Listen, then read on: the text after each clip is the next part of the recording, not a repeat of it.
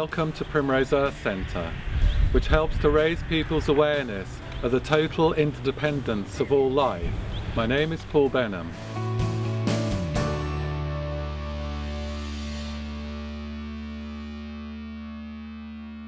Our current food system depends on single crop monocultures, which use copious amounts of chemicals and heavy machinery. 30% of carbon dioxide emissions in Europe are attributed to the journey of food from seed to plate. Unless these emissions are reduced very quickly, global climate change is going to have catastrophic effects and food will become difficult to grow. In the present industrial type food system, at least 50% of food is wasted post-harvest. 50% of crops are actually wasted. Supermarkets, they've only got about 3 days worth of food on their shelves. I think Primrose is a fine example of combining economics and sustainability and ecology together. In fact, off a very small area we are able to make a living from about 1.5 acres through incredible productivity and producing very high quality crops which we're selling to high class restaurants and hotels.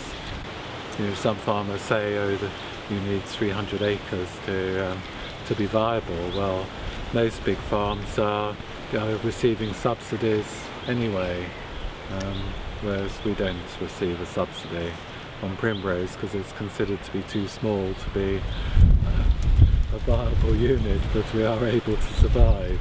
The model of Primrose shows how much you can produce on a small piece of land, and that's important for cities. The Cuban model has shown that you can actually feed urban populations. In some cities, 80% of the food for the cities is produced within the confines of the cities. And there are lots of areas in and around cities that we could use to produce food. The biggest problem really is the vested interests of the big corporations which are trying to control the world's food. They've bought up so many of the seed companies around the world, so you control the seeds and you control the food. We need governments to stand up against these multinationals. People are realising that food, it might have always been abundant, but it won't necessarily be abundant in the future.